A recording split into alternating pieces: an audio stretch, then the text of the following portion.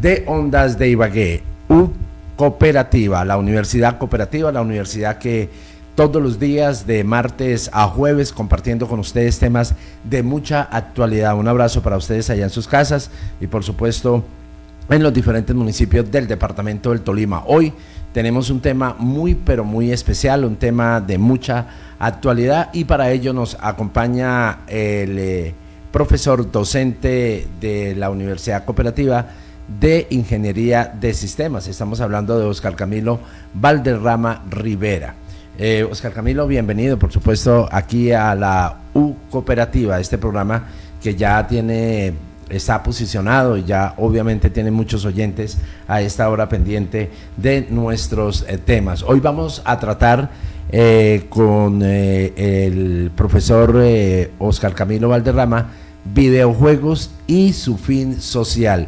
Tema de actualidad, tema de mucha importancia que no tiene que ver únicamente con la juventud, sino en general ya todos nosotros pues obviamente tenemos acceso a todo este tema de los videojuegos y su fin social. Bienvenido a la U Cooperativa, a este programa y obviamente empecemos, profesor Óscar Camilo, hablando de este tema de mucha actualidad. Bueno, muchas gracias, muy buenos días a todos. Sí, realmente los videojuegos diría que ya están todas las generaciones realmente.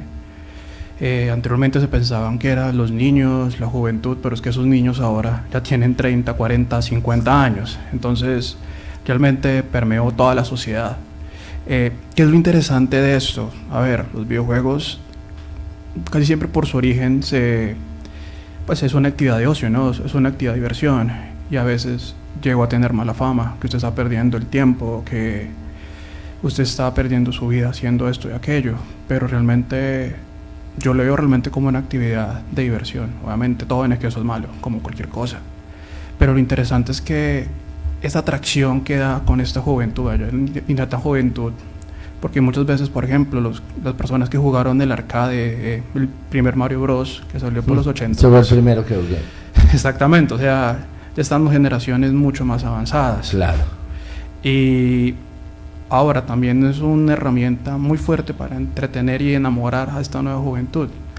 Ahí es donde definimos, listo, tenemos una herramienta, ¿cómo la utilizamos? ¿Cómo la podemos potenciar? Ahí es donde tenemos el campo de un sentido social, cómo enviamos un mensaje, no tanto sentido social también, sino cómo educamos, cómo aprovechemos esta herramienta que es muy fuerte, como una actividad de ocio, una actividad de diversión, para enviar un mensaje social, no solo mensaje social, para educar realmente con videojuegos. No es solamente una persona, si hablamos de Mario, saltando y eliminando enemigos y rescatando a una princesa, sino cómo convertimos ese Mario en un mensaje social, en estas generaciones nuevas, en los niños, en los adolescentes, cómo utilizamos los juegos como excusa realmente para enviar un mensaje. Tenemos múltiples ejemplos, videojuegos de desarrolladores independientes, o de casas de desarrollo muy muy grandes. En este momento un ejemplo que se me viene a la cabeza es un juego no tan famoso acá en Latinoamérica, pero sí fue auspiciado inclusive por la Unión Europea, que se llama It Takes Two.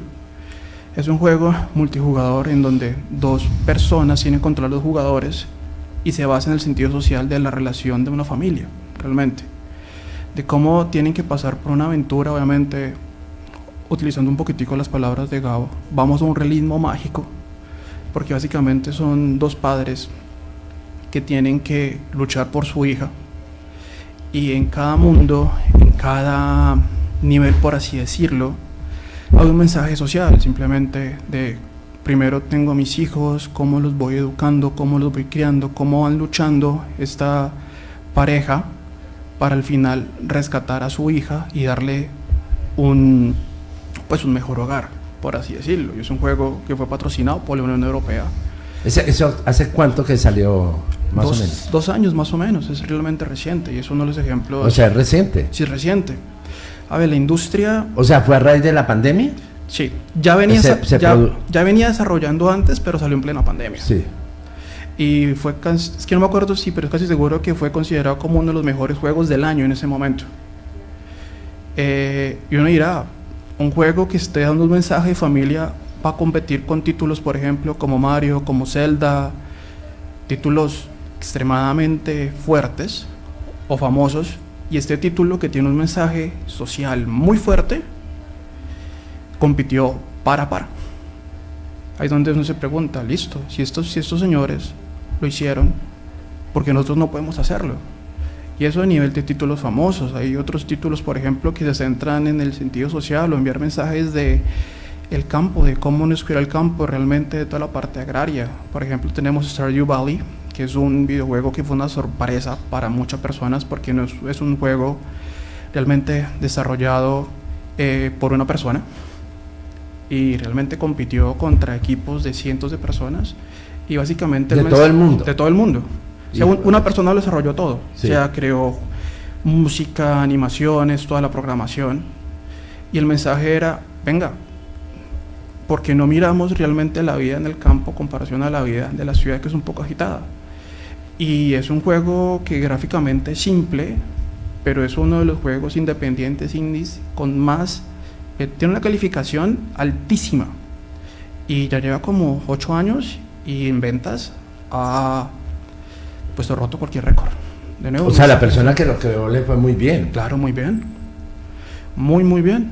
Y de nuevo, hay un mensaje social muy fuerte. Volvámonos al campo, miremos las raíces del campo.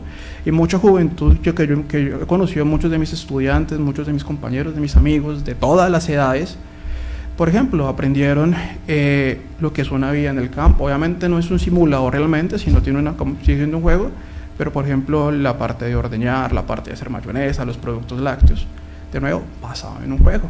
Entonces, eso nos dice, bueno, esto es una herramienta. ¿Qué mensajes podemos hacer nosotros? ¿Cómo podemos enviar el mensaje?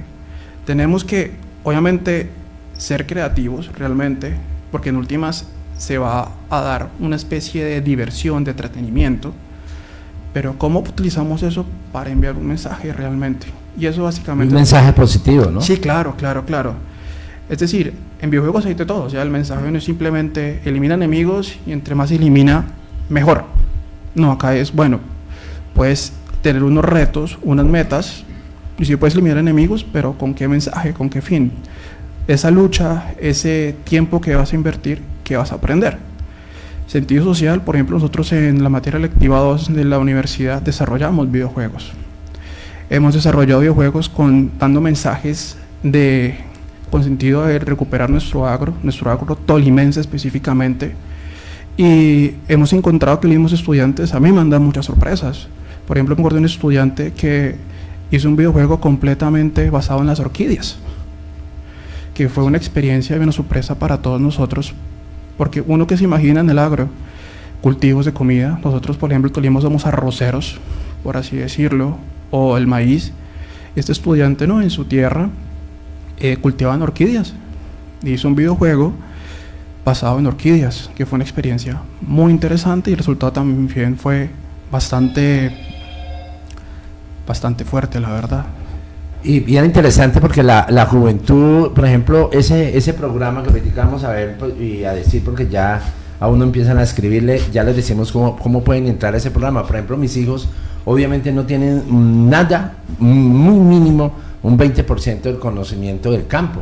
Ellos no saben cómo se ordeña, porque eso no es solamente, sino la técnica para ordeñar y tantas cosas, obviamente, que se hacen en el campo, que la juventud que se ha criado citadina, pues obviamente no conoce este tema del campo. Además, la historia lo dice que hace alrededor de unos 40 años, 30 años, la población, el 40%, 35% vivía en el campo. Hoy en día esos jóvenes, por falta de oportunidades, pues obviamente apenas terminan su bachillerato o apenas llegan a los 18 años de edad, pues están buscando obviamente venirse para la ciudad a vivir.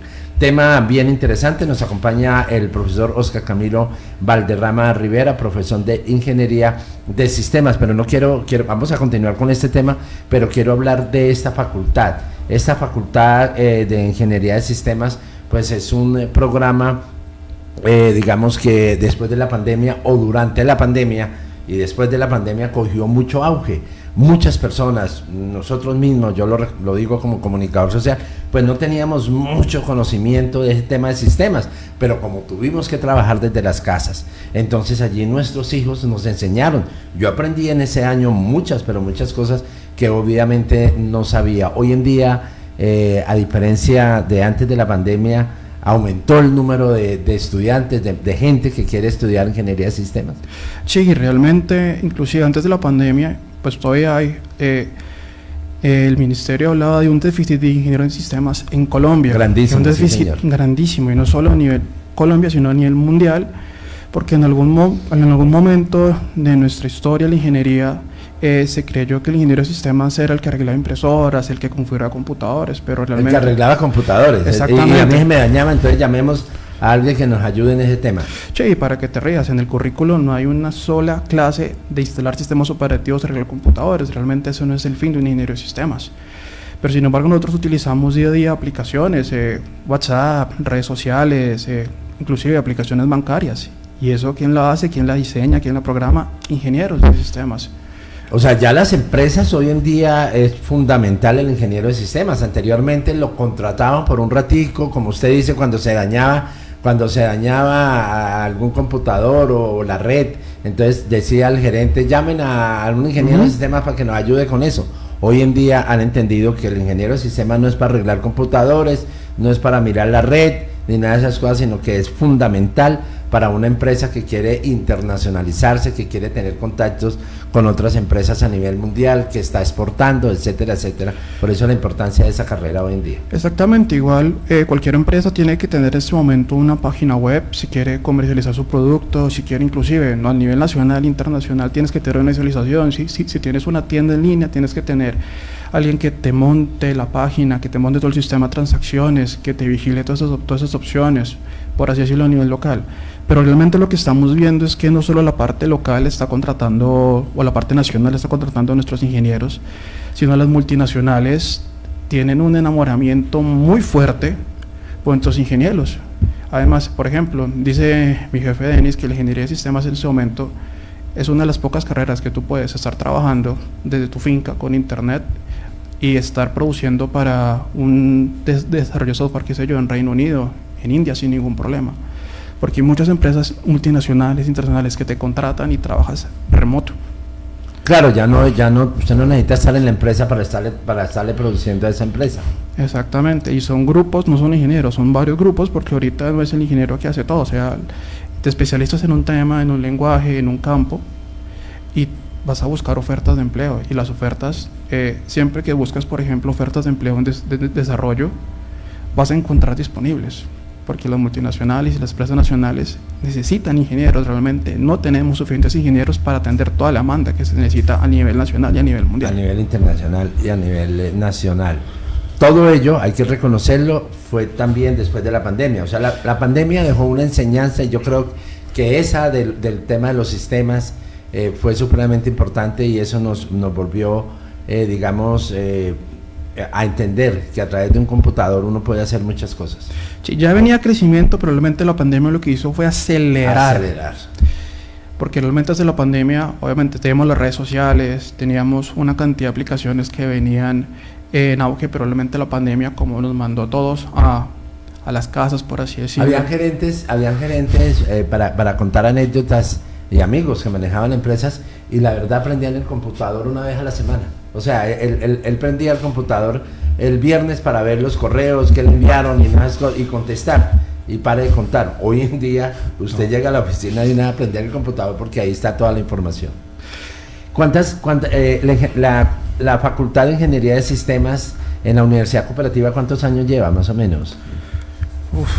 Ahí me pueden corchar realmente, pero yo creo que estamos llegando más de 20 años, si no son 20 años. Bueno, es una carrera que ya estaba constituida ya en la facultad. Sí, señor. ¿Qué debe tener? ¿Qué debe tener? Porque pues los padres se preguntan y nos están escuchando en la casa, ellos ven cualidades. Entonces yo quiero que mi hijo sea abogado, yo quiero que mi hijo sea ingeniero, yo le veo que a él le gusta esto, le gusta lo otro. ¿Qué condiciones debe tener el ingeniero de sistemas? Uno considera la personalidad del ingeniero de sistemas una persona callada, una persona poco extrovertida, una persona más metida en ese cuento, un nerd. pero no es así, ¿cierto? No, realmente si tú me dices eso y yo pues me estoy imaginando a mis amigos de ingenieros de sistemas, desarrolladores y son un poco extrovertidos, la verdad. Es más, a veces toca pagar para que se callen de lo tanto que hablan. O sea, son personas común y corriente. ¿Ha cambiado ese contexto, ese concepto? Sí, es decir, yo creo que esto viene un poco con las películas de la venganza de los nerds de los 80, es que realmente cuando empezó toda la parte de tecnología, primero, acceder a un computador, a unos servicios era muy pocos y solamente muy pocas personas, y realmente el nivel de complejidad en ese momento era demasiado alto, eran demasiadas abstracciones. Valía mucho un computador. Entonces, exactamente, ¿no? Y las programaciones de ese entonces era un poco más difícil, la verdad, por no decir mucho más difícil. Pero hoy en día realmente las herramientas han cambiado, inclusive no tienes que tener una capacidad, o sea, no tienes que ser un nerd, un IQ tipo Bill Gates para arriba, no, realmente no, o sea, a ver, para empezar, tú aprendes desde cero realmente. ¿Qué se requiere? Lógica y racionamiento, realmente.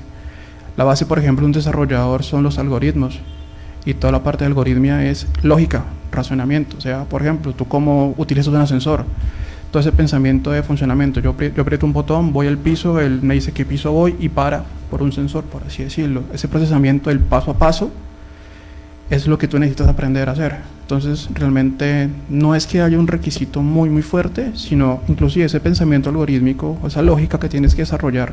En el caso de los desarrolladores o en el caso de visualizar un sistema completo, se va adquiriendo. No es que si el niño tiene que saberlo, no, realmente es un paso a paso. Es como cuando tú aprendes a montar bicicleta. ¿Qué tienes que hacer? Intentar pedalear, te caes, te levantas y vas internamente en tu cabeza haciendo las correcciones. Realmente eso es un proceso lógico. Y la base básicamente del desarrollo, muchas veces de los sistemas, es la lógica.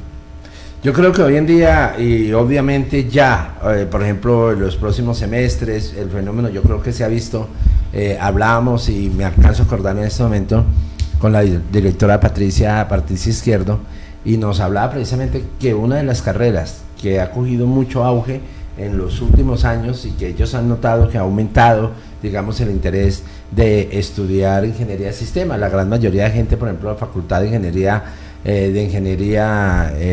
civil era mucha. O sea, muchas ganas quería de ser ingenieros civiles y tal, pero la de sistemas estaba un poquitico parada como tal, y hoy en día pues son muchas las personas jóvenes que quieren estudiar ingeniería de sistemas. La universidad se ha caracterizado porque en el caso del derecho, en el caso de otras carreras, pues tiene posgrados, unas maestrías, en este momento en ingeniería de sistemas se pueden especializar en unas ramas. O a diferencia, digamos, del derecho, que ayer vino una profesora de derecho y es especialista en derecho administrativo, tiene otra especialización en derecho penal, ese tipo de cosas. ¿El ingeniero de sistemas se puede especializar, puede hacer ese tipo de cosas? A ver, realmente hay varios caminos. Está el camino completamente de desarrollo de tecnología, pero también depende qué quieres. O sea, quieres irte a nivel de interfaces, que lo conocemos como frontend, o a nivel de operatividad, por así decirlo, que es un backend. Te vas a ir por bases de datos, por toda la cuestión de bases de datos, por toda la cuestión de infraestructura, por DevOps. O sea, realmente las ramas van a ser, o simplemente por la parte administrativa, que es un PM, por así decirlo. Sí.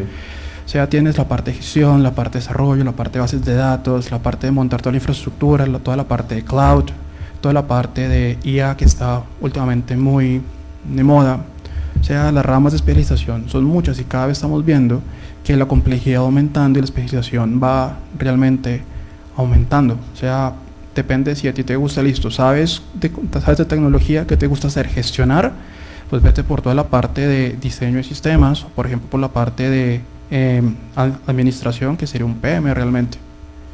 Que te gusta desarrollar código, listo, vete por la parte de desarrollo. Pero ¿qué quieres? Hacer la parte visual, te vas por un front-end, por así decirlo. No, que yo quiero la parte de gestionamiento de procesos, de servicios, de microservicios, vete por la parte de backend. Realmente, a medida uno con los estudiantes que más o menos como en quinto o sexto semestre van diciendo, mire, me gusta esta parte, quiero especializarme, quiero enfocarme en este lado, porque van conociendo todo. La idea que nosotros les brindamos es como básicamente una degustación de las diferentes partes.